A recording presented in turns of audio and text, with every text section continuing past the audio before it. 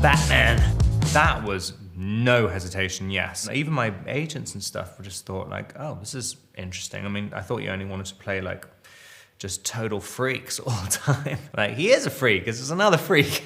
You look for things that kind of scare you, look for things that feel incredibly out of reach. It's such the kind of the jewel in the crown of characters. You know, you really could be doing more for this city. Your family has a history of philanthropy, but as far as I can tell, you're not doing anything. It's just a totally different vibe. I mean, it's sad. It's something which I always thought about Batman. I thought it's really, really sad. It's a tragedy. That's one of the reasons it feels kind of different, because it's like it's year 2, we're not gonna do the origin story again. Instead of him getting over his parents dying at the beginning and then just becoming Batman and saving Gotham, now he really hasn't gotten over them at all. And it's kind of, and I'm playing the parents' death constantly throughout the whole time. Riddler's latest, it's all about the Waynes. If we don't stand up, no one will.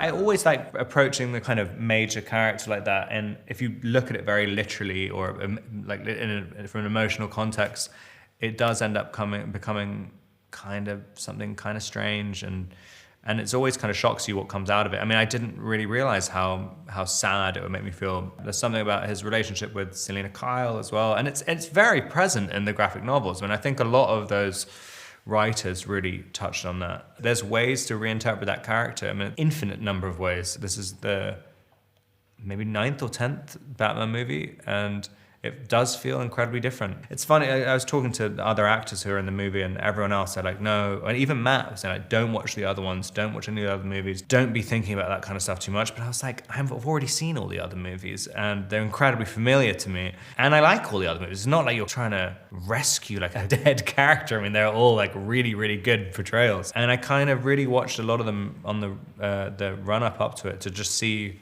where's a gap. And something that hasn't really been explored yet. I think it's also really fun as well doing that, because it's like every single person who's played Batman is a pretty heavyweight actor, and they all had great interpretations of it, and very, very different. So it was fun watching them all. I definitely don't have a favorite. No.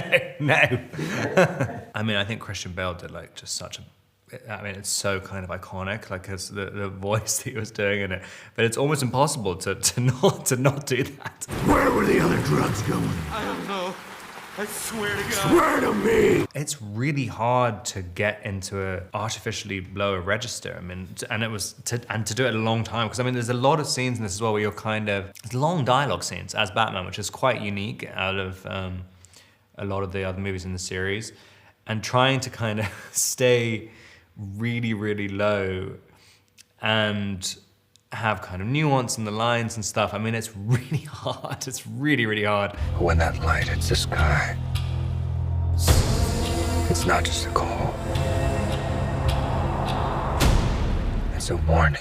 I think I was doing vocal exercises without actually knowing they were vocal exercises. I think your larynx or something just got strengthened when I was doing the movie. Fire to God! When I was doing ADR for it, I mean, I couldn't even do the voice again. I mean, I had to kind of, it had completely reverted back to normal. Who are you under there?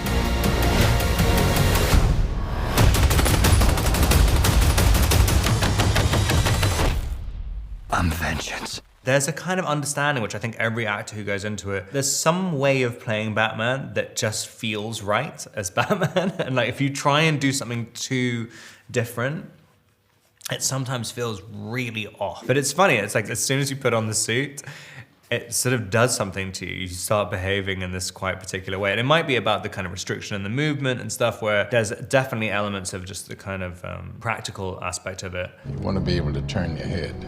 Sure made backing out of the driveway easier. You don't know how you're gonna feel until you put on the suit. And then just because this suit was a little bit more articulated, because I'd done the audition in, I think it was George Clooney's one, and it was incredibly difficult to move in. Well, I'm totally over, all right? Positively. Me too, definitely. You had to choose the suit by the size of your head, and I think my head was the closest to Clooney's head. Was your head like locked? It's locked and you're boiling hot, like absolutely boiling. If you have any lights on you, you're just pouring sweat. And then as I was doing it, and you're also doing an audition, so I'm kind of terrified anyway. And people are saying, what can we do about this sweat? I mean, you're thinking like, if I don't stop sweating, I'm not gonna get the part. And so you're trying to shut down your body a little bit. If I'm not mistaken, that's the one with the nipples, isn't it? It is, but then I keep getting confused with, because I think there might be 2 nipple suits. I think one has more prominent nipples. I think on the Val Kilmer suit as well, I think there's some nipples on that. There might just be 1 nipple.